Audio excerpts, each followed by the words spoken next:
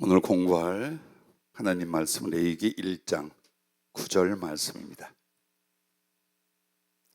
레위기 1장 9절 함께 통독하겠습니다. 그 내장과 정강이를 물로 씻을 것이요 제사장은 그 전부를 제단 위에서 불살라 번제를 드릴지니 이는 화제라 여호와께 향기로운 냄새니라.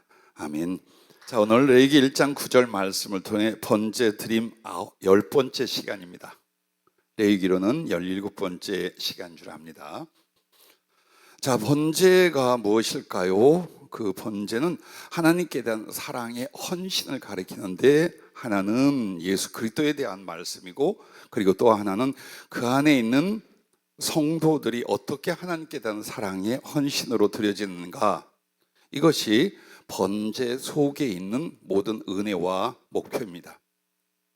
그런데 지금까지 우리가 그 번제를 실행하는 과정에 표현된 단어 하나하나에 복음적이고 구속사적인, 그리고 사랑과 충성을 위한 말씀들이 내포되어 있는 걸 찾고 또 이렇게 은혜를 함께 나눴습니다.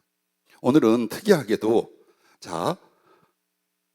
그 내장과 정강이를 물로 씻을 것이요, 그렇게 해서 번제단에 올려 다른 부위들과 함께 태워서 바치는 거예요. 그런데 여러분에게 그 번제 제물이 바쳐질 때 제일 먼저 피를 받았죠. 그리고 단에 이렇게 쏟아 부었습니다. 그 다음에는 그 몸을 각을 뜹니다. 가죽을 벗겨서, 가죽은 제사장 몫으로 돌리고, 그 각을 뜬다는 건 뼈를 따라서 몸을 잘라 분해하는 거예요. 태우기 좋게. 그렇게 해서 번제단 나무 위에 올려놓습니다. 그리고 또 머리를 통째로 올려놓고, 그게 소나 양이든지 그렇게 합니다. 그리고 또 무엇이 있었습니까? 그 번제물 몸속에 있는 모든 부위에 기름진 기름과 콩팥을 또 함께 태웁니다. 자, 여기까지 우리가 말씀을 나눴어요. 근데 내장과 정갱이도 불에 태우는데, 이건 그 앞에 드린 제물과 달리 물에 씻어서라고 나옵니다. 물에 씻어서 이것을 그 번제단에 태울 때, 이제 번제물의 몸 전체를 하나님 앞에 화제로 태워 드려서 여호와께 하는 향기가 되게 한다라는 말씀입니다. 그러면 여러분과 내가 신경 써서 봐야 될 말씀의 부분은 뭐냐면, 내장과 정강이 이제 발 부분이에요. 그 정강이가 요 발 부분, 앞발 뒷발 부분이에요. 그러면 이 내장과 정강이는 왜 씻었는가? 첫째는 내장은 똥이나 오물에 오염되어 있는데, 이것이 율법적으로 정결례에 의하여 부정한 겁니다. 그래서 그 부정한 채로 하나님께 드리지 않고 그것을 씻어내어서 드리는 것이고, 그 다음에 정강이는 발이에요. 그럼 이 발로 어디든지 돌아다녔을 거예요. 부정한 것을 접촉하고 밟을 수도 있고, 그래서 그 발도 씻어서 하나님께 드린다라는 것이 지금 번제 때에 그 물로 씻어 정갱이와 내장을 드리는 그 부분입니다. 근데 앞에서 드려진 부위들, 피, 그 다음에 머리, 각을 뜬 몸, 그 다음에 기름, 자, 이런 것은 하나님께 직접 드린 거예요. 그러면 물로 씻은 내장과 정갱이는 뭐냐? 사람, 영혼들에게 드리는 거예요. 즉, 우리가 하나님을 사랑할 때에 마태복음 22장 37절부터 40절에 여러분 이 말씀 기억하시죠? 예수께서 이르시되 네 마음을 다하고 목숨을 다하고 뜻을 다하여 누구에게? 주 너의 하나님을 사랑하라 하셨으니 이것이 크고 첫째 되는 계명이요 둘째도 그와 같으니, 즉 첫째 계명과 다를 바 없다 이 말이에요. 그것은 무엇입니까? 네 이웃을 내 자신같이 사랑하라 하셨으니 이 두 계명이 온 율법과 선지자의 강령이니라 라고 말씀을 하고 있습니다. 그럼 바로 이 사랑의 헌신에 대하여 두 방향으로 가야 된다는 거예요. 하나는 하나님을 향하여, 하나는 형제와 이웃들을 향하여 가는 거예요. 그래서 이제부터는 그럼 왜인가 들어보시면 됩니다. 왜 내장과 정갱이 물로 씻은 그 부위는 사람을 향하여, 영혼들을 향한 사랑과 헌신인가? 그게 오늘 말씀의 내용들입니다. 자, 먼저 번제 제물에 있어 주님의 몫이 있고 성도의 몫이 항상 같이 존재하잖아요. 그럼 이렇게 내장과 정강이 물로 씻어 번제물로 태워지는 이 부분이 뭐냐? 거기에서 첫째로 주님께서 물로 씻는다는 건 뭡니까? 주님이 세례 받으신 것을 먼저 말하는 거예요. 자, 마태복음 3장 13절부터 17절 말씀을 찾아봐 주시기 바랍니다.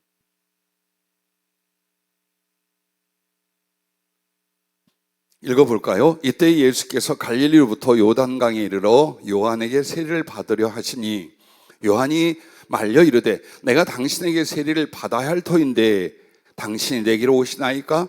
예수께서 대답하여 이르시되 이제 허락하라. 우리가 이와 같이 하여 모든 의를 이루는 것이 합당하니라 하시니 이에 요한이 허락하는지라. 예수께서 세례를 받으시고 곧 물에서 올라오실새 하늘이 열리고 하나님의 성령이 비둘기같이 내려 자기 위에 임하심을 보시더니 하늘로부터 소리가 있어 말씀하시되 이는 내 사랑하는 아들이요 내 기뻐하는 자라 하시니라. 아멘. 자, 물로 씻는 그 부위가 지금 주님께 있어서 주님이 물로 씻었다는 건 뭡니까? 직접적으로 물로 세례를 받았던 그 사건, 그 일을 가리켜 말씀하는 거예요. 그럼 여러분에게 묻습니다. 예수님이 왜 세례를 받아야 할까요? 세례를 주실 하나님과 구주이신데 그가 어찌하여 죄인들이 받는 세례를 받으셨을까요? 그래서 세례 요한이 펄펄 뜁니다. 그런데 주님이 이것을 행하여 모든 의의를 이룬다. 모든 의의를 이루는 것이 합당하다. 이렇게 말합니다. 그럼 그 모든 의의라는 게 뭘까요? 자, 예수님은 지금 하나님의 신분과 권세로 오신 것이 아니라 죄인의 대표, 즉 죄를 짊어지실 죄인의 대표 구주로 오신 거예요. 그러면 우리가 그 죄를 사함받는 세례를 받는 것처럼 주님도 나를 대신하여 우리를 대표하여 세례를 받으시는 거예요. 그걸 가르쳐 말씀하고 있는 겁니다. 그래서 주님께서 우리를 대신하여 세례를 받으시고 그 세례로부터 이제 당신은 공생애, 즉 메시아로서 구세주로서의 사역이 성령에 잡히고 하나님의 말씀의 인정 가운데 시작이 되는 장면입니다. 자, 그러므로 주님도 세례를 받으셨다. 그러므로 여러분과 나도 이런 이유 저런 이유 달지 말고 세례를 받아야 합니다. 가끔 세례를 받아서 구원을 받고 세례를 받자면 구원을 못 받는다는 논쟁들이 있습니다. 여러분 어떻게 생각하십니까? 물세례를 받으면 구원을 받고 물세례 못 받으면 구원을 못 받는다라는 천주교에서 많이 강조하는 부분이에요. 근데 여러분은 어때요? 물세례 받으면 구원 받고 못 받으면 구원 못 받나요? 자신 있게 대답하십시오. 우리 옥집사님 생각 어때? 이게 뭐야? 말로 해야지, 말로. 세례를 받아서 구원 못 받으면 구원 없고? 그럼 만약에 우리 옥집사님이 성경이 그렇게 말하고 예수님 말했어도 난 마음의 믿음이 되니까 세례 안 받아. 그래도 될까? 안 받아도 구원 받는다.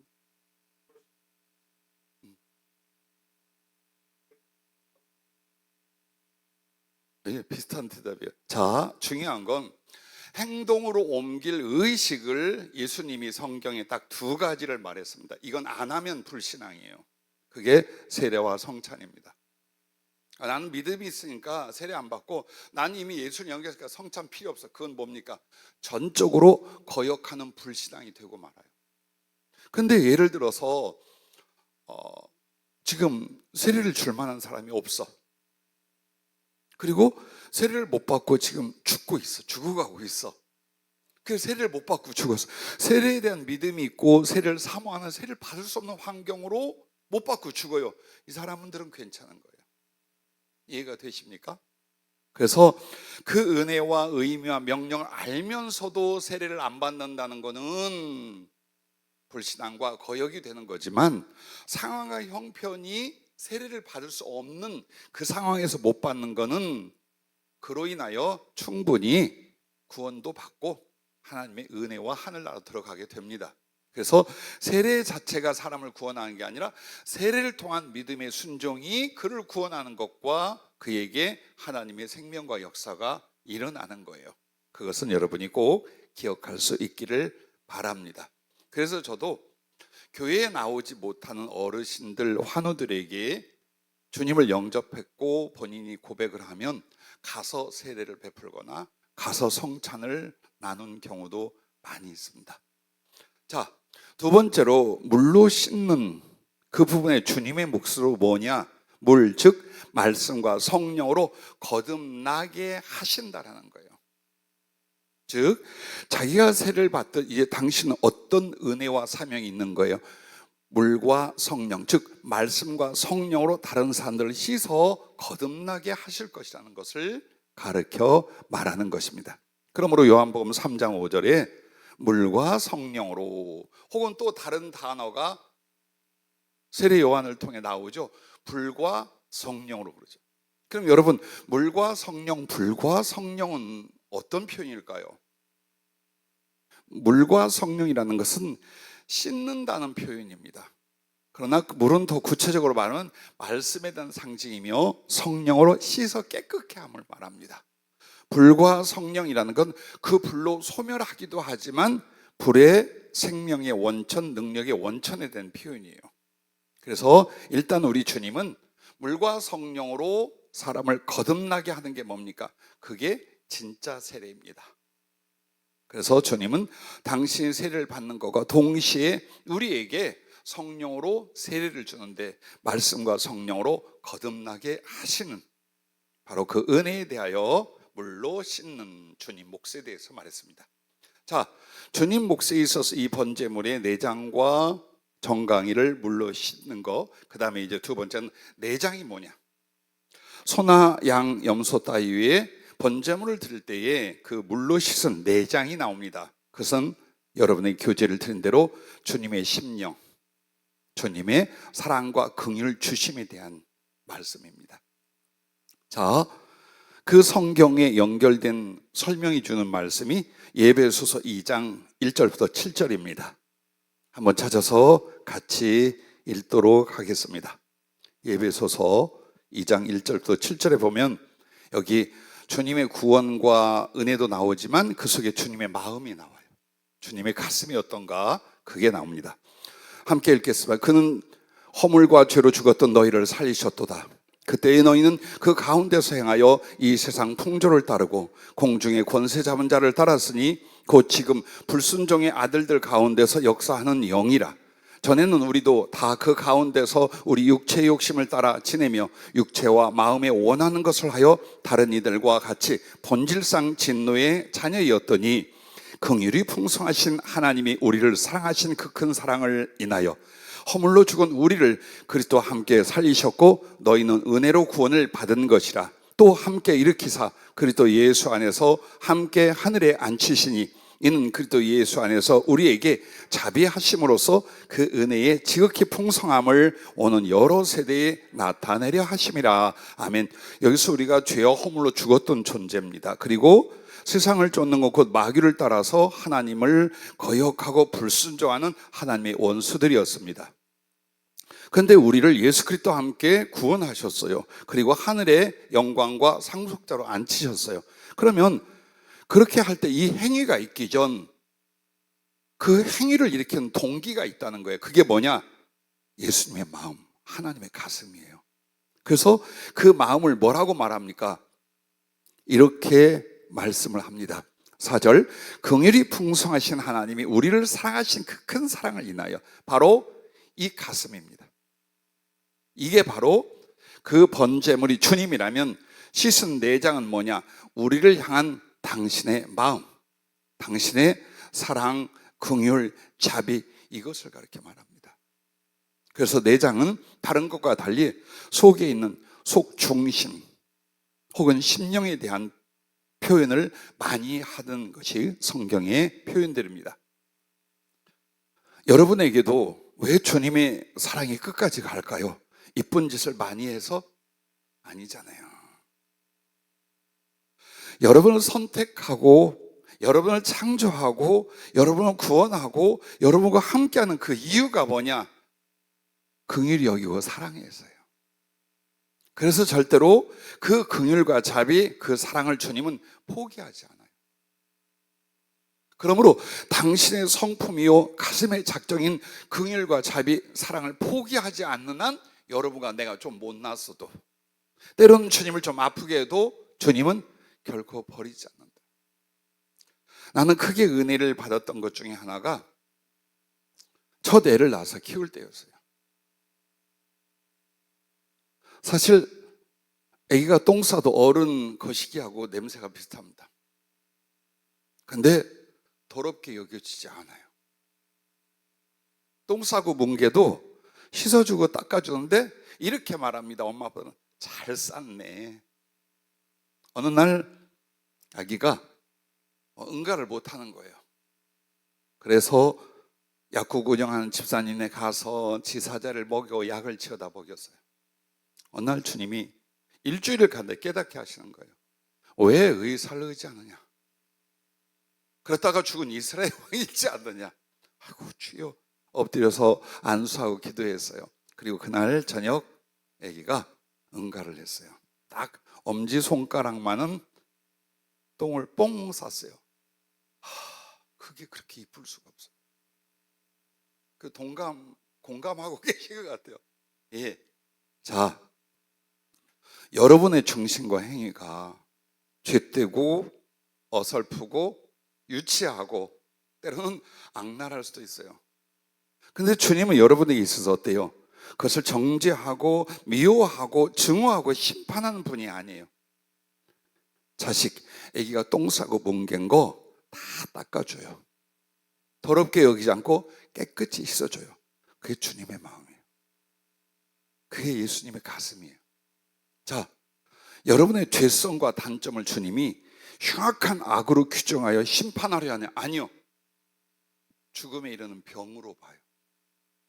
자식이 병들면 반드시 고치려고 합니다. 부모는. 그처럼 우리는 우리의 죄가, 우리의 불신앙적 자세가 하나님의 지극히 미움과 진노를 샀다라고 생각하고 때론 낙심합니다. 그런데 물론 그 가슴은 가져야 돼요. 하지만 주님은 어때요? 이것은 내 아들이, 내 딸이 앓고 있는 죽음에 이르는 병이에요. 살려야 돼. 어떻게 살릴 거야? 그래서 병을 고치신 우리들의 죄성을 주님 어떻게 변화시키고 주님의 성품과 의 속에 인도해 가십니다. 그래서 여러분이 하나님을 혹은 우리 예수님을 이해할 때 제일 중요한 건 그가 나를 왜 사랑하는지, 그리고 그 사랑의 깊이와 높이와 넓이가 무엇인가를 여러분이 아는 만큼 믿음이 생겨요. 아는 만큼 주님을 사랑하고 자기를 맡기거나 드릴 수가 있는 줄로 믿습니다. 자, 오늘 예배서 2장 1절부터 7절에 예수님의 마음, 그 4장으로 표현되는 주님의 심령, 주님의 사랑과 긍휼을 우리가 보았습니다. 자, 이제 정강이 부분입니다. 소 혹은 양의 염소의 정강의 다리 부분을 분해했겠죠. 그리고 물로 씻어서 번제단에 올려 태워드립니다. 그럼 이 정강이는 뭡니까? 첫째, 하나님 사랑과 영혼 사랑을 몸소 행하신 걸 말합니다. 즉, 손발은요, 행동에 대한 표현이에요. 자, 그 번제물 신체 부위를 보십시오. 머리는 지혜 혹은 영광, 그걸 다 한다라고 했죠. 그렇다면 지금 여기서 말하는 정강이, 발들은 뭐랍니까? 행동에 대한 표현이에요. 어떻게 하나님을 섬기거나 사랑할 때 행동에 대한 것을 말하고 있습니다. 그래서 주님께서 제일 먼저 무엇을 행하십니까? 하나님 사랑과 영혼 사랑을 몸소 행하셨다. 그것은 하나님을 사랑하기 위하여 그분의 행동, 영혼들을 사랑하기 위하여 그분의 행동에 대해서 말씀을 합니다. 그래서 우리 예수님께서 희생하고 그가 생명을 바쳐 우리를 구원했는데 거기에 누가 들어가느냐? 하나님 아버지 혹은 하나님에 대해서 표현하는 내용이 로마서 5장 8절과 8장 32절에 나옵니다. 확인해 볼까요? 로마서 5장 8절. 우리가 아직 죄인 되었을 때에 그리스도께서 우리를 위하여 죽으심으로 하나님께서 우리에게 대한 자기의 사랑을 확증하셨느니라. 자, 주님의 사랑, 주님의 생명을 바쳐주심이 모든 것이 조명되는 게 아니라 거기에 무엇을 얹어 말씀하고 있습니까? 하나님의 그 사랑이 뭐냐? 예수 그리스도를 내어주시기까지, 그가 나를 대신 죽기까지 내어주신 그것은 바로 하나님의 사랑의 증거다. 이렇게 말을 함으로써 주님의 고난과 그 희생, 그 저주와 죽으심은 곧 뭡니까?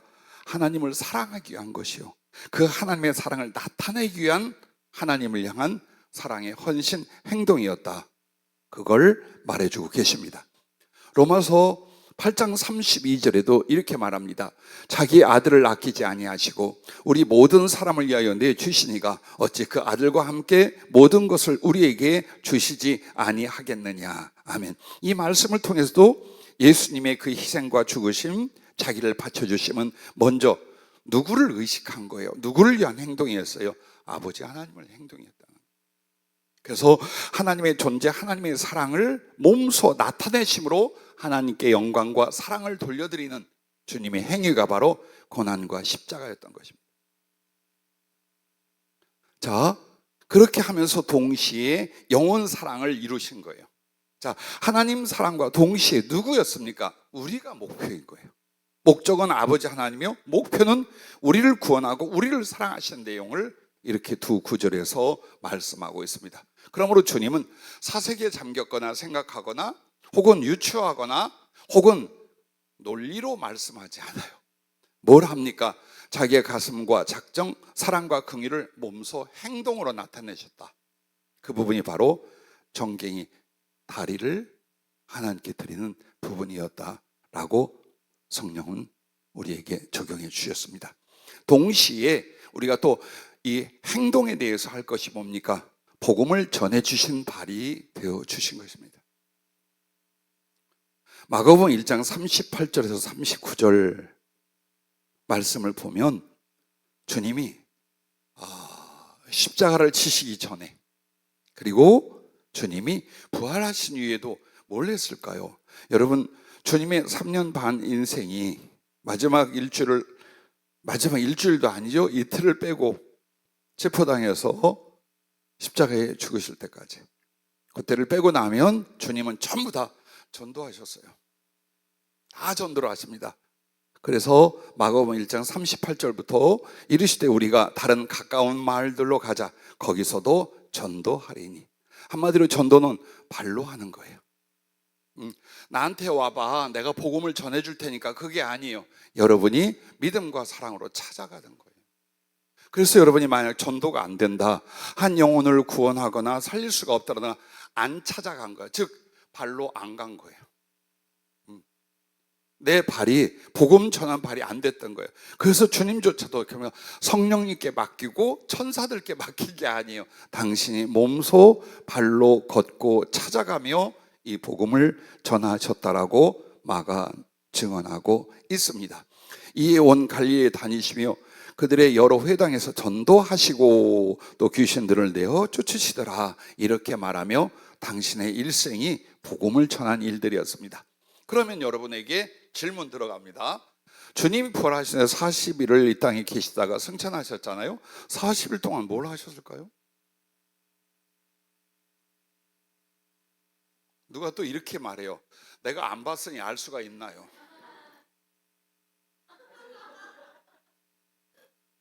자, 40일 동안 사도행전이나 분명히 하나님 나라의 일을 말씀하셔요. 즉 뭐냐면 전도하고 가르칩니다. 이제는 부활을 하셔서 하나님의 말씀과 구속의 확증을 보여주면서 어떻게 다시 전도하고 다시 복음으로 가르치는 일을 40일을 하고 가십니다. 즉 주님은 이 땅에 오셔서 당신의 모든 것과 모든 시간과 모든 힘을 다해서 복음을 전하게 자기를 바치십니다. 그것이 바로 번제물로, 예수님을 인하여 드려지는 번제물이라면 바로 그 정강이는 행동하신 주님, 복음을 직접 전하시는 발이 되신 주님을 말합니다. 발에 대한 이야기가 계시록 1장 15절에 또 나오는데 설명이 필요합니다. 계시록 1장 15절, 그의 발은 풀무불에 단련한 빛난 주석 같고 그의 음성은 많은 물소리와 같으며. 자, 주님의 발을 이렇게 묘사했습니다. 풀무불에 단련한 빛난 주석 같고 그의 음성은 많은 물소리와 같으며. 분명히 이 말씀은 이제 복음을 전하던 그 발로 인하여 심판을 하신다는 뜻이에요. 그런데 불에 달궈진 발은 심판만이 아니에요. 심판의 발이 되기 전에 뭡니까? 사랑과 성령의 불이 되어서 우리를 찾아오셨고 악한 것과 사단의 세력은 제거하며 우리를 찾아오신 그 생명, 그 사랑의 발인 거예요. 그래서 언제나 주님의 발은 하나님의 복음, 예수님의 복음 전파와 연결되어 나타나고 있습니다. 자, 그러면 이제 이렇게 우리 주님의 몫으로 번제물이 드릴 때에 내장과 정갱이를 씻어서 그 두 가지 부위를 드린 건 지금 이와 같은 말씀이에요. 자, 그러면 이제 두 번째로 성도의 몫입니다. 자, 내가 그리스도 안에서 이제 하나님께 번제 제물로 바쳐져. 이게 예배고 이게 신앙생활이에요. 그래서 레위기의 제사 이 의식들은요 두 가지를 나타내요. 예수 그리스도께서 어떤 사랑과 긍휼로 우리를 구속하셨는가를 나타내요. 그러면서 그 속에서 하나님을 향한 당신의 사랑의 헌신과 우리를 향한 사랑의 그 헌신을 나타내요. 그러면 이제 번제물은 주님이니까 주님이 하신 거지 아니요. 이제 번제물은 그리스도 안에서 내가 예수님을 향하여 하나님을 향하여 어떤 사랑의 헌신과 충성을 드리는 거예요. 그래서 이게 바로 예배이며 이것이 신앙생활 전체를 말하고 있는 거예요. 그래서 레위기를 신약과 연결하고 복음과 연결하지 않는다면 제외될 부분이에요. 왜? 지금은 제사의식 없잖아. 정결례 없잖아. 율법 폐했잖아. 그러면 이제 성경으로서의 가치가 없는 거예요. 그런데 여러분, 성경은 시작에서 끝으로 가는 일직선이 아니에요. 원과 같아요. 처음과 시작, 중간 등등이 없어요. 창세기에 복음이 있고 복음 안에 하나님의 창조가 있고 그 완성이 있고 이렇게 성경 전체는 구약이나 신약이었대요. 서로를 보완하고 서로의 결과와 서로의 예언이 되게 만들어요. 그래서 여러분도 율법이 아니라 율법 안에 뭘 발견해야 돼요? 예수님 때문에 복음을 발견할 수 있어야 돼요. 자, 그러면 이제 성도의 몫으로서 우리가 정갱이, 내장 이 부분을 물로 씻는다. 그러면 그 물로 씻으면 뭡니까? 내가 세례를 받는 거예요. 근데 세례는 물로 적셔지는 게 중요한 게 아니죠. 그 안에 뭐가 일어나요? 믿음과 회개가 일어나는 거예요. 이게 씻음이에요. 이것이 깨끗함이 되는 거예요. 그래서 성도는 죄 가운데 살던 인생이 그냥 하나님께 연락되지 않는다. 물로 씻어야 된다. 즉 주 예수 그리스도의 말씀이나 보혈로 정결례, 깨끗이 씻는 세례, 그러므로 그 열매는 회개와 믿음으로 나타난다는 거예요. 이게 없이는 하나님께 연락되지 않는다. 하나님 앞에 절대로 드려질 수 없다라는 거예요. 즉 우리가 복음을 받고 은혜로 구원을 이야기를 듣습니다. 그러나 구원은 그렇게 쉬운 게 아니에요. 복음은 그렇게 쉽게 우리에게 적용되는 게 아니에요. 하나님과 그리스도 예수께서 어떤 희생과 어떤 시간 동안에 어떤 사랑과 행위들이 있었는가 보십시오. 그 어마어마한 것을 우리는 단지 믿음이라는 걸로 받으려고 그래요. 성경을 내 안에 인정하는 걸로 이 모든 것이 내게 이루어진다고 생각하는 거예요. 전도는 쉽게 하나 여러분의 믿음은 어때요? 두려워하며 실천하며 아파하며 만들어갈 수 있기를 바랍니다. 분명히 나의 믿음은 뭐가 일어나요?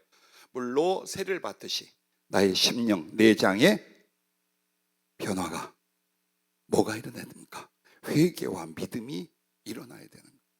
그래서 사도행전 2장 37절 말씀에 이것을 자세히 전하는 말씀이 있습니다. 사도행전 2장 37절 찾으신 분들은 함께 읽겠습니다.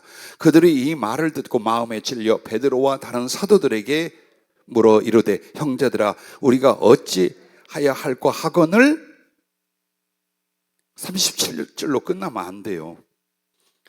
우리 가끔 비서 전사님이 성경을 잘라먹는데 아주 도사예요. 자, 마저 보겠습니다. 2장 37절, 38절. 베드로가 이르되 너희가 회개하여 각각 예수 그리스도의 이름으로 세례를 받고 죄 사함을 받으라. 그리하면 성령의 선물을 받으리니. 아멘. 자, 여기에 분명히 우리의 믿음은 어떻게 시작이 돼요? 어떻게 하나님께 연락이 되도록 성령을 받는 일은 어떻게 일어납니까? 예수 그리스도의 이름으로 세례를 받고 죄 사함을 받는 이 부분이 일어나야 되는 거예요. 이것이 바로 물로 씻음 혹은 세례 받음의 그 깊은 중심과 열매입니다. 자, 그러면 이렇게 물로 씻는다는 것이 그런 의미를 갖는다면 이번엔 우리가 번제물로 하나님께 드려질 때에 혹은 사랑과 충성을 주 앞에 이룰 때에 내장을 씻어 드린다. 그럼 이 부분은 어때요? 하나님께 드리면 동시에 이웃과 형제들에게 전하는 거예요. 우리는 직선적으로 하나님만을 섬기고 하나님을 사랑하면 될 줄로 알아요. 그런데 그 주님은 자기에 대한 믿음의 사랑을 어디로 돌립니까? 형제와 이웃들에게 하는 것이 곧 내게 하는 것이다. 그러므로 첫째 되는 계명도 마음을 다하고 목숨을 다하고 힘을 다하여 주 너의 하나님을 사랑하라. 둘째는 이와 같으니 내 이웃을 내 몸같이 사랑하라. 그래서 언제나 형제와 이웃들에 대한 바른 믿음과 사랑의 관계를 못 갖고 하나님을 엄청 사랑하고 예수를 위해 사는 것 같은 것 잘못된 겁니다. 요즘 더 많이 우리 성도님들 그리고 우리 동역자들과 그런 이야기를 나눠요. 우리나라 교회나 우리의 지난 날들 예수님을 영접하고 믿음을 시작하면서 이 믿음에 있어서 가장 중요한 하나님의 열매와 목적이 뭔가, 구원의 열매와 목적이 뭔가를 어디에 두는 거예요? 어디에 두는 거예요? 그게 뭡니까? 그럴 때 성품으로 장성해 가는 부분이. 아무리 체험을 하고 봉사를 해도요, 여러분에게 정말 예수님을 영접하고 성령을 받았다면 여러분은 어느 쪽으로 가느냐?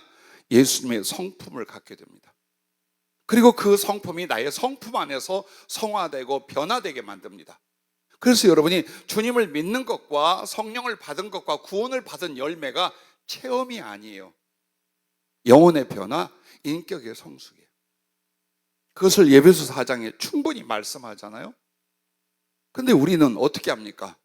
은혜 받는 것, 능력 받는 것, 혹은 하나님께 복을 받아 봉사하고 복음 전하고 충성하는 것, 이것을 이제 신앙생활의 중요한 부분으로 앞세우기 시작하는. 아니요, 이것은 그 다음의 것이에요. 만약 우리가 정말 예수님 안에서 우리의 성품, 우리의 심령이 하나님의 사랑이나 성품이나 원하시는 뜻대로 만들어가는 것이 믿음이며 그것이 구원의 열매라고 알았더라면 이런 인격으로 안 살았겠죠. 이렇게 비열하고 복잡한 심령으로 안 만들어졌겠죠. 얼마나 이 세월 동안 여러분 주님을 닮아가느라 주님의 마음과 성품을 담기 위해서 기도하며 은혜를 받으며 말씀을 적용했겠습니까? 얼마나 멋지고 아름다운 성품과 인격들로 성장했겠습니까? 나는 복음이 우리가 가진 능력이나 우리의 열심만으로 전해진다고 생각하지 않아요. 바로 여러분의 그 사랑의 성품과 행위가 사람들의 마음을 열고 성령의 역사가 일어나게 합니다. 부디 이제라도 여러분과 내가 신앙생활의 제일 중요한 내용과 열매가 예수님의 성품, 즉 그리스도의 마음을 갖고 이것을 형제와 이웃으로 향하는 바로 이 부분에 있다는 것을 지켜나가실 수 있기를 주의 이름으로 부탁합니다. 그래서 내장을 씻어 드린다라는 것은 물과 성령으로 거듭나면서 동시에 어때요? 우리의 심령의 변화를, 심령의 성숙을 가리키는 거예요. 그러므로 여러분과 나에게 요한복음 3장 5절 말씀은 물과 성령으로 거듭난다는 거예요. 근데 물과 성령으로 거듭난 게 도대체 어떤 열매와 현상을 나타내는가를 여러분에게 히브리서 9장 15절, 10장 22절, 그리고 베드로전서 1장 22절과 23절을 소개해 드린 것입니다. 한번 같이 보도록 하겠습니다. 히브리서 9장 15절, 이것도 또 15절이라고 했습니다. 아닙니다. 14절입니다. 죄송합니다. 제가 일일이 다 세워봤는데, 그래서 이렇게 지피를 돕는 비서를 제가 바꿔서 지금 모집하려고 합니다. 혹시 달란트가 있거나 저를 긍휼히 여기시는 분은 자원해 주시기 바랍니다. 큰일 났다. 위기를 느낄 거예요. 자, 14절 말씀입니다. 하물며 영원하신 성령으로 말미암아 흠없는 자기를 하나님께 드린 그리스도의 피가 어찌 너희 양심을 죽은 행실에서 깨끗하게 하고 살아계신 하나님을 섬기게 하지 못하겠느냐. 이게 바로 거듭난 모습입니다. 예수님의 피, 그 성령으로 우리가 거듭나면, 악한 양심이란 게 뭡니까? 우리가 양심하면 좋은 마음으로만 한 걸로 알잖아요. 그게 아니에요. 성경에서 양심이란 건 그 사람의 본성, 그 사람의 중심에 대한 표현이에요. 근데 그 속에 악이 가득해. 그런데 이것을 파괴하고 다시 뒤집어 충분히 진실함과 사랑으로 하나님을 섬길 수 있는 심령과 영혼의 상태를 만들어버리는 것, 그게 말씀과 성령으로 거듭나는 거다. 완전히 한 인간을 개혁하고 개조하고 다시 만드는 거예요. 조금 달라지는 게 아니죠. 그게 바로 우리의 영혼, 우리의 심령을 물로 씻는, 그래서 하나님께 드릴 수 있는 그것을 말합니다. 자, 그리고 계속해서 함께 찾아보는 것이 히브리서 10장 22절입니다. 우리가 마음의 뿌림을 받아, 무슨 뿌림? 예수님의 피. 그래서 성령으로 악한 양심으로부터 벗어나고 몸은 맑은 물로, 이건 행위를 가리키는 거예요. 몸은 맑은 물로 씻었다는 건 행동이 이제 하나님 말씀을 통하여 변화된 걸 말하죠. 그러니까 양심의 변화, 그러므로 행동과 삶의 변화를 가져오는 것을 말합니다. 그래서 참 마음과 온전한 믿음으로 하나님께 나아가자라고 말합니다. 베드로 사도는 베드로전서 1장 20절 23절에 거듭난 게 뭔가, 거듭난 사람의 모습과 삶이 뭔가를 더 정확하게 조명을 합니다. 한번 같이 읽어볼까요? 찾으셨으면, 너희가 진리를 순종함으로 너희 영혼을 깨끗하게 하여 거짓이 없이 형제를 사랑하기에 이르렀으니 마음으로 뜨겁게 서로 사랑하라. 너희가 거듭난 것은 썩어질 씨로 된 것이 아니요 썩지 아니할 씨로 된 것이니 살아있고 항상 있는 하나님의 말씀으로 되었느니라. 아멘.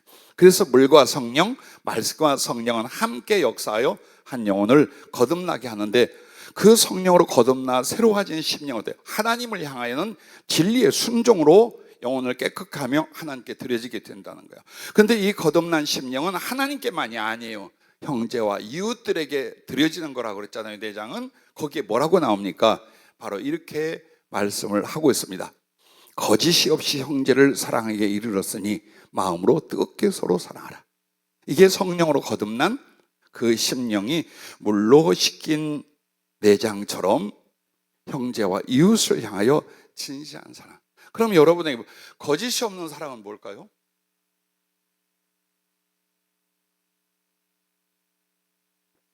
사랑은 한데 거짓말은 않는다? 거짓이 없는 사랑이라는 게 도대체 뭘까요? 속이지 않는다? 여러 가지 표현을 할 수 있죠. 그러나 가장 중요한 진실한 사랑이란 하나님께 받고 배운 사랑입니다. 그것보다 더 진실한 사랑이란 있을 수 없어요. 인간의 사랑, 알잖아요. 여러분이 한다고 했고, 그리고 또 사랑받는다고 당했잖아요. 솔직히 사람에게서 거짓이 없는 그런 진실한 사랑이란 흔하지도 않고 깊고 온전하지도 않아요.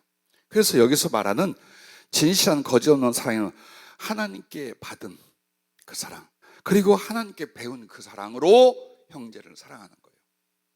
한 가지만 여러분에게, 내가 주님의 사랑, 성령의 사랑으로 형제나 이웃을 사랑하는지, 인간적인 사랑이나 애정으로 사랑하는지를 가족, 교우, 나아가 사람들에게 재어볼 수 있는 기준이 있어요.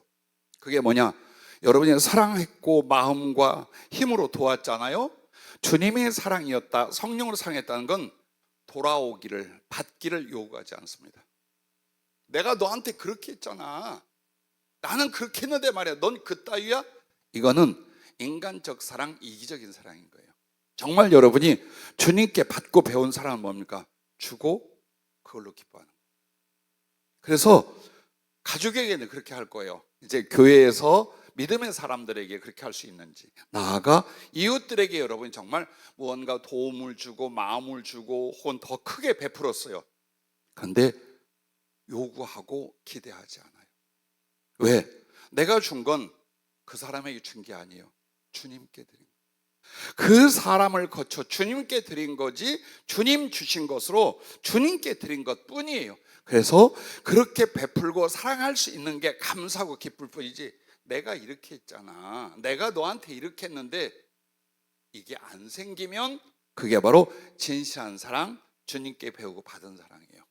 그런데 내가 너한테 이렇게 했고 너를 이렇게 축복했고 말이야, 죽을 고생 뒷바라인데 네가, 그때는 이미 진실한 사랑, 주님의 사랑이 아니라는 거예요.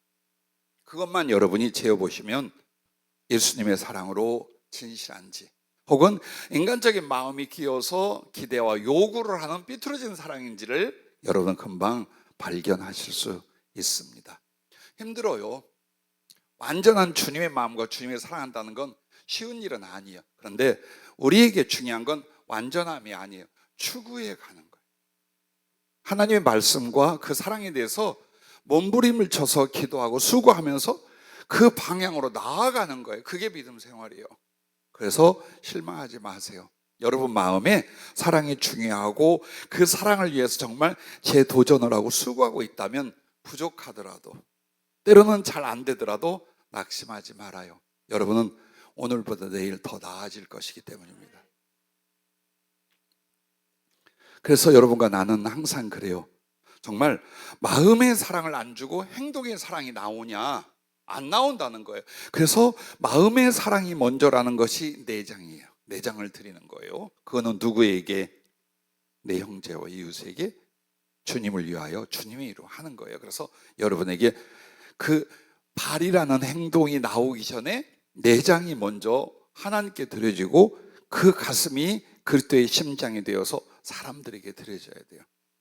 나는 사역자요 목회자로서 기도하고 싸우고 수고한 부분이 그 부분입니다. 내 마음에 내 성도들이나 동력자들에게 사랑이 안 생기잖아요. 가장 큰 고통으로 위선에 빠지게 돼요. 가짜가 되기 시작해요. 그래서 사랑하는 수고보다 사랑하지 않는 것이 훨씬 고통스럽고 괴로워요. 자, 기도 못합니다. 설교 못합니다. 축복 못합니다. 가슴에 그를 위한 긍휼과 사랑이 없는데, 여러분 그러면서도 축복할 수 있고 사랑의 관계를, 그건 위선입니다. 그건 거짓말입니다. 그럼 어떻게 하랴? 마음을 바꾸는 거예요. 그렇죠? 우리의 성품과 생각과 마음을 바꿔가는 거예요. 뭘? 진실한 사랑으로 자꾸 바꿔가는 거예요. 그래서 물로 씻고 날마다 주님의 사랑으로 번복한 가슴을 한다. 그것을 빌립보서 1장 8절에 사도 바울은 뭐라고 합니까? 내가 그리스도의 심장으로 너희를 얼마나 사모하는지 하나님이 내 증인이시거니와. 이 말씀 너무 부러워요. 사도 바울을 보세요. 내가 좀 그래가 아니에요. 하나님이 내 증인이시거니와. 그래서 목사로서 가장 이 말씀을 사모하고 아파하는 게 그거예요. 나는 내가 돕는 우리 믿음의 형제들과 사람들에게 예수님의 심장으로 내가 그들을 사모하고 사랑하고 있는가. 그리고 그렇게 해야만 되는 거예요. 그래서 여러분과 나는 하나님께 드려 이웃에게 하나님의 사랑이나 생명을 나눌 때 무엇부터 해라? 마음부터 줘라. 사랑과 긍휼을 위한 마음부터 그들에게 줘라. 그리하고 나야 결과와 행동과 삶이 나온다라는 뜻입니다. 자, 이제 세 번째, 우리 성도들이 번제물로서 그 정강이를 씻어드리는 게 뭐냐? 믿음을 행해야 한다는 거예요. 앞에서 주님 몫에서도 우리가 뭘 배웠습니까? 정강이는 주님이 하나님에 대한 사랑과 영혼의 사랑을 행하는 행동, 복음 전파의 발 등등으로 행위에 대해서 말합니다. 그래서 여러분과 나의 믿음도 어때요? 가슴에 있어서는 안 돼요. 머리에 있어서도 안 돼요. 입에 있어서도 안 돼요. 어디로 해야 돼요? 손과 발에 있어야 돼요. 자, 믿음을 행하여야 된다는 건 바로 여러분이 주님의 손이 되어, 나의 손을 주님께 드려 주님의 손이 되어 드리는 것입니다. 야고보서 2장 8절, 너희가 만일 성경에 기록된 대로 내 이웃 사랑하기를 내 몸과 같이 하라 하신 최고의 법을 지키면 잘하는 것이거니와. 예, 사랑하는 겁니다. 그리고 13절부터 이제 그 사랑의 행위와 행동에 대해서 말합니다. 긍휼을 행하지 아니한 자에게는 긍휼 없는 심판이 있으리라. 긍휼은 심판을 이기고 자랑하느니라. 내 형제들아, 만일 사람이 믿음이 있노라 하고 행함이 없으면 무슨 유익이 있으리요. 그리고 야고보는 이 말씀을 무엇과 연결합니까? 행함의 믿음이 뭔가를 제시하는 게 바로 이 부분이에요.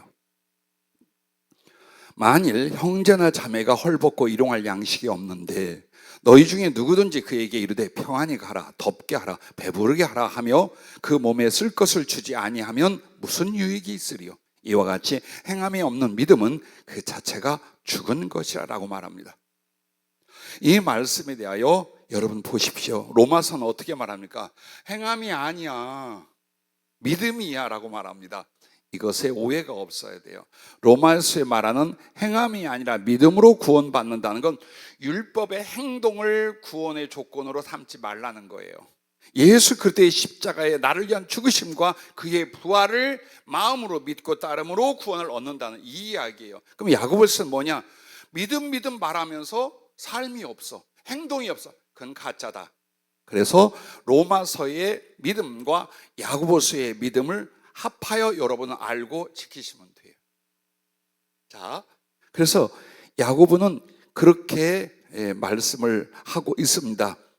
만약 여러분과 나에게 이와 같이 행함이 없는 그 자체가 죽은 것이라 이것을 새긴다면 내가 믿는 바를 혹은 믿음의 내용을 얼마나 열심히 행동과 삶으로 옮기겠습니까? 그래서 주님은 우리의 믿음은 어떻게 된다? 행동으로 나타날 때 그것이 참 믿음이고 믿음의 결과를 가져온다라고 하는 겁니다. 그러면 믿음을 행해야 될 세 가지가 있어요, 성도에게. 그 첫째가 하나님께 예배함입니다. 이 부분을 놓친 사람들이 있어요. 이 부분을 마치 예배를 선택으로 하라. 그렇지 않아요. 예배는 마음을 다하고 행동으로 하는 거예요. 행동으로 하는 겁니다. 예배는 머리로 하는 게 아니에요. 그냥 마음만으로 하는 게 아니에요. 그 마음과 영혼을 다한 행위로 말미암아 하나님께 예배하는 겁니다. 그래서 창세기 12장 7절에 어떤 말씀입니까? 여러분 안 찾아봐도 잘 아실 거예요. 그것은 바로 이 내용입니다. 아브라함이 단을 쌓았더라. 여호와의 이름으로 단을 쌓았더라. 이 내용의 말씀입니다. 그래서 여러분과 나에게 아브라함이 등장하면서 하나님의 말씀과 하나님의 만남을 가져요. 그러면 그때부터 아브라함은 어떻게 합니까? 여호와께서 아브라함에게 나타나 이르시되 내가 이 땅을 네 자손에 주리라 하신지라 자기에게 나타난 여호와께 그가 그곳에서 제단을 쌓고 오라고 말합니다. 제단을 쌓는다는 것이 예배의 가슴과 행위예요. 그 제단은 나의 심령에 있어야 되고 나의 행동과 삶에 있어야 돼요. 그래서 예배를 우리가 나 혼자 기도하고 말씀 보고 이걸로 알아요. 아니에요. 정말 하나님을 경외하는 실제 행동 속에 여러분의 마음과 찬송이 함께 드려질 수 있기를 바랍니다. 자, 그리고 이제 다니엘을 한번 보려고 그래요. 다니엘 6장 10절에 보면 다니엘이 이 조서에 왕의 도장이 찍힌 것을 알고도 자기 집에 돌아가서는 윗방에 올라가 예루살렘으로 향한 창문을 열고 전에 하던 대로 하루 3번씩 무릎을 꿇고 기도하며 그의 하나님께 감사하더라. 자, 이 조서는 뭡니까? 만약에 한 달 동안 다른 신에게 예배하고 기도하면 잡아 죽이는 거예요. 사자굴에 던져버리는 거예요. 즉 다니엘의 그 신앙과 예배를 보고 시기하여 올무에 씌우려는 자들의 계획이었어요. 그 내용을 알아요. 만약 내가 하나님께 드리던 기도나 예배를 또 한 번 했다가는 사자굴에 던져져 갈기갈기 찢어 죽을 걸 알아요. 그런데 그 죽음보다 더 중요한 건 뭡니까? 하나님께 예배하는 그의 가슴과 행위였던 거예요. 그래서 예루살렘을 향해 창문을 열어버려요. 일부러 열어. 그래서 보게끔 합니다. 하나님이 받으시게 하면 동시에 뭐예요? 나는 이 하나님을 믿는다. 나는 이 하나님을 경외한다. 그런데 내 목숨보다 더 중요하다. 이것이 예배의 뿌리인 거예요. 그래서 여러분은 예배를 위하여 살고 예배를 위하여 죽는 거예요. 왜? 일제 때나 6.25 때 등등 공산치하에서 예배 드리다가 죽은 사람들은 바보입니까? 안 드리면 되잖아. 집에서 그냥 몰래 중얼중얼 하고 있으면 되잖아. 왜 교회를 갑니까? 왜 예배를 행동으로 나타냅니까? 그래서 잡혀 고난받고 죽은 사람이 얼마나 많아. 그들이 바본가요? 하나님께서 그들을 멍청하다고 하실까요? 아니요. 다니엘같이 칭찬하고 의인이요, 주님이 이런 사랑으로 인정을 하십니다. 그래서 여러분의 믿음의 행함 중에 중요한 뭐냐? 예배는 가슴을 안고 행동으로 나타내는 것이다. 그래서 여러분은 하나님께 예배를 드리기 위하여 목숨을 걸 수 있는 그런 가슴들이 될 수 있기를 주의 이름으로 부탁합니다. 자, 그 다음에 두 번째 믿음을 행하는 건 말씀을 순종함입니다. 우리가 말씀을 어디에 가두냐? 생각 속에 가두려고 그래요. 즉 말씀에 대한 지식, 그 말씀을 인정하고 떠올리면 내가 마치 그 말씀으로 믿음으로 사는 사람으로 스스로 착각하기 시작해요. 아니에요. 내가 지식으로 가지고 있고 인정하고 긍정하는 말씀의 내용이 있다고 그게 믿음이 아니에요. 즉 그 하나님의 말씀을 알고 받은 걸 뭘로 옮겨요? 가슴 속의 적용과 삶 속의 순종이 일어나야만 되는 거예요. 그걸 해야 돼요. 그래서 그게 바로 정강이 발을 씻어서 드리는 이 부분인 거예요. 자, 이게 하나님께도 드려지고 그리고 어때요? 이웃에게도 전해지는 건데, 자, 사무엘상 15장 22절, 13장 14절 말씀을 보면 한마디로 사무엘이 이르되 여호와께서 번제와 다른 제사를 그의 목소리를 청종하는 것을 좋아하심같이 좋아하시겠나이까?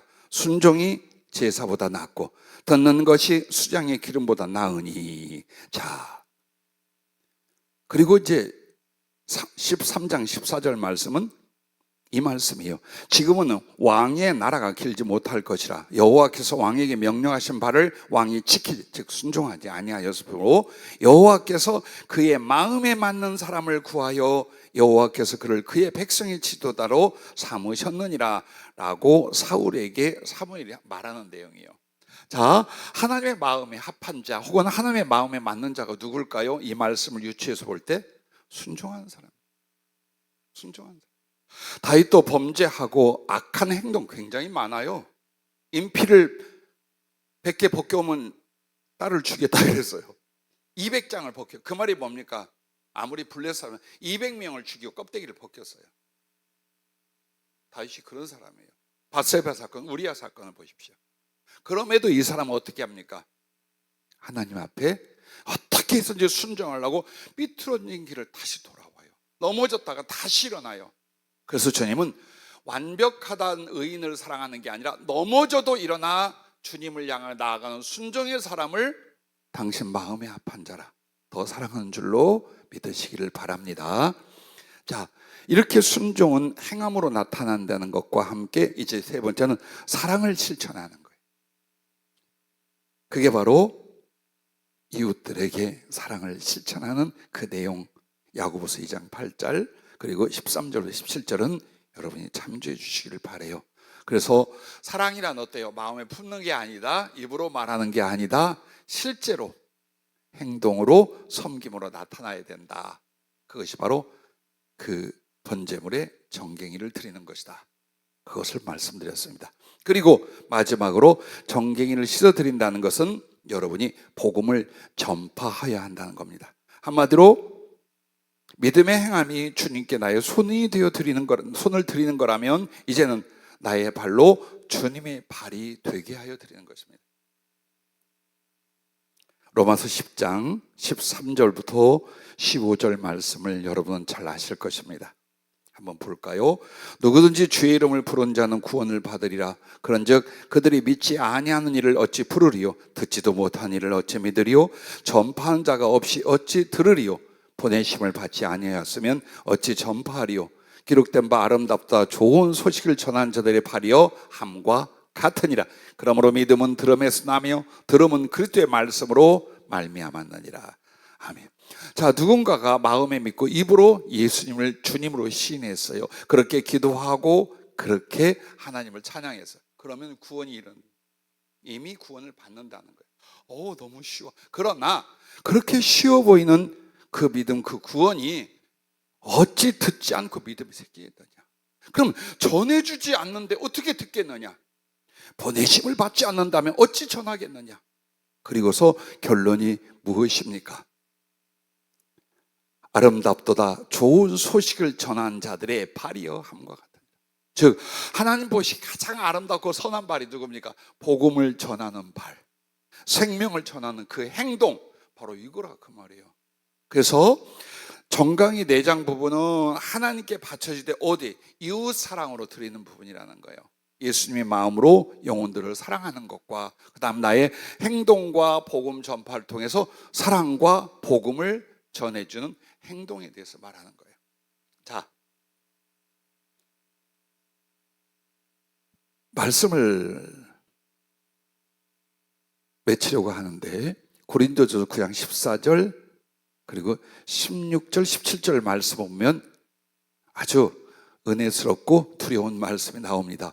이와 같이 주께서도 복음 전한 자들의 복음으로 말미암아 살리라 명하셨느니라. 이 말은요, 복음만 전해봐라, 복음을 위해 살아라, 나머지는 내가 다 채워준다는 거예요. 왜? 그 앞뒤 구절이 소의 멍이를 아니 소의 망을 씌우지 않는 거, 성전에서 제물을 제사장이 나누는 거, 이런 것들이 그 말이 뭐냐? 너 정말 복음을 위해 살아봐라. 그렇다면 물질 문제, 건강 문제, 네 기도 응답 문제, 너의 비전과 꿈을 얼마든지 내가 다 지원해 주겠다는 거예요.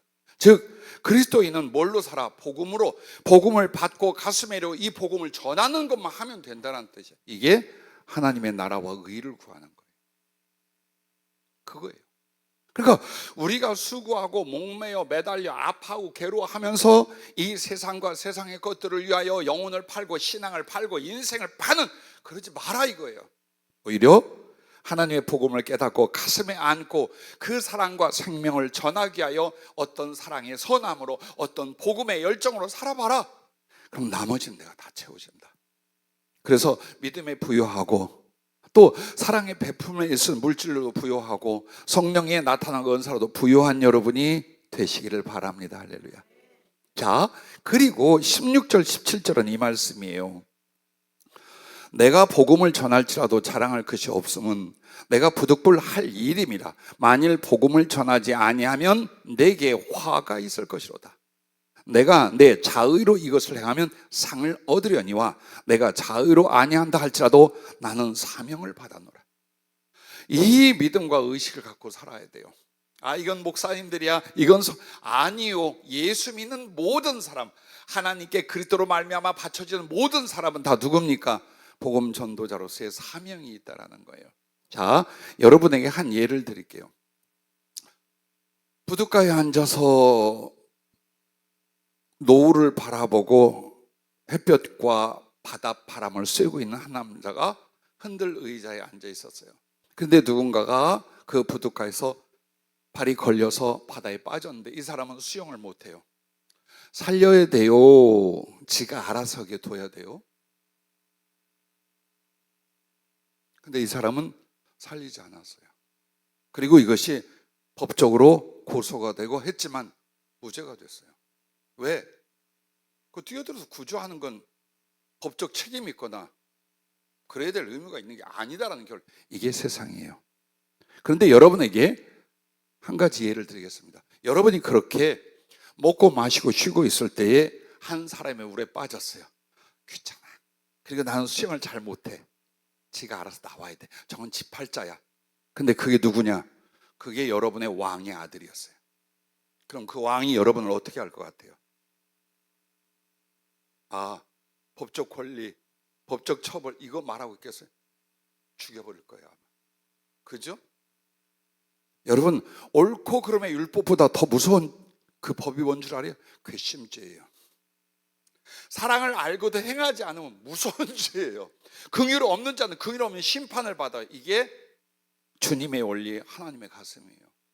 여러분이 조금만 노력하면 작은 눈물과 땀으로 사람을 지옥에 살릴 수 있어요. 근데 그 살리는 사람이 주님의 아들이에요. 주님의 부모예요. 주님의 자식이에요. 얼마나 여러분을 사랑하고 기뻐하겠습니까? 그래서 만약 복음을 전하지 않아 물에 빠져 죽는 사람 내버려 두시, 그럴 때는 우리에게 화가 있다는 거예요. 하지만 이것을 내가 자의로 할 때는 내게 상이 있다는 게 얼마나 좋아하고 기뻐하고 이뻐하시겠어요, 주님. 나는 보아서요, 주님의 춤이 거기서 나온 거예요. 어느 날 이 복음 전파를 주님이 얼마나 원하시는가를 보여준 일이 있어요. 기도하는데 주님이 저기 계단 언덕 위에 계셔요. 그래서 내가 밑에서 막 애교를 떨었어요. 춤을 추고 막 이쁜 짓을 다 하는데 이렇게 보더니 안 웃어요. 그리고 저쪽을 보면서 막 울고 계신 거예요. 흐르던 눈물이 이제 통곡이 되기 시작하네. 그래서 이렇게 보니까 저 아래에 땅바닥에 이렇게 막 깊이 빠져 있기도 한데 거기에 뱀이나 독사가 우글거리고 한쪽에서는 불구덩이인데 사람들이 그 독사와 짐승에 물리고 그 불구덩이에 빠지고 있는 거예요. 주님이 그걸 보면서 그렇게 통곡하는 거예요. 왜? 그들이 바로 내 부모고 내 형제고 내 자식이야. 근데 그들이 그런 상황에 있는데 내가 조금 주님 앞에 애교를 떨고 재롱을 떤들 주님의 위로와 기쁨이 되겠냐 이거예요. 그래서 나와 몇몇 동지들이 일어나는 걸 봤어요. 가자. 주님을 위해 가자. 그리고 그 불구덩이 그 뱀과 짐승들이 있는데 가서 싸우고 부딪히고 대우면서 사람들을 끌어내기 시작을 했어요. 저희 몇몇은 난장판이 됐어요. 다 데워지고 찢기고 피를 흘리면서 딱 서서 살려난 사람들은 그 앞에 누워있고 앉아있는데 어떻게 하느냐 보십시오. 얼마나 감동적이고 가슴 아픈 환상인지. 그렇게 피를 흘리면서 나와 동지들 몇 명이 그 계단 언덕 위에 있는 주님을 향해 경례를 딱 충성! 그때 주님이 웃으면서 그 덩실덩실 춤을 추고 그 계단을 뛰어나와 우리를 안아주는 장면을 보고 아까 춤추는 주님이라고 말한 거예요. 정말 기뻐하고 고마워하고 사랑하는 주님의 그 춤을 보았어요. 예, 우리는 그 주님의 기뻐하심을 위하여 영혼들을 구원하고 복음을 위해서 자기를 던질 수 있는 그거보다 더 큰 사랑이 주님께 없어요. 그러므로 이제 여러분과 내가 가야 할 길에 있어서 여러분은 주님의 손이 되고 주님의 발이 될 수 있기를 바랍니다. 말씀과 성령으로 깨끗이 거듭난 여러분의 심령이 영혼들을 향한 사랑이 되고 그리고 여러분의 몸과 삶이 바로 사랑과 복음 전파의 삶이 될 수 있기를 바랍니다. 그래서 이제 번제는 주님과 그 안에서 내가 하나님을 사랑하고 이웃을 사랑하는 헌신과 예배이다 라는 결론입니다. 자, 이렇게 해서 지금 한 번 더 다룰 부분이 있어요. 번제에 대해서인데 지금 기억나십니까? 번제 어떻게 드리는 건지. 그리고 그 하나하나 부위 행동 하나하나가 어떤 복음이었고 주님의 사랑과 구속의 역사인지, 그리고 우리는 어떻게 주님을 예배하고 사랑하는 신앙의 삶이어야 되는지를 지금 쭉 그동안 여러 차례 배웠어요. 그리고 아마도 번제에 대하여 이제 조금 손댈 것이 양이나 염소, 비둘기 등이 있어요. 차이 나는 거 조금 배우고 그 다음에 이제 화목제나 속죄제 등으로 넘어갈 때 그 단어나 행위가 거의 비슷한 내용을 품고 있어요. 그래서 아마도 이제는 빨리 많은 분량을 여러분이 소화하고 은혜를 받으실 수 있습니다.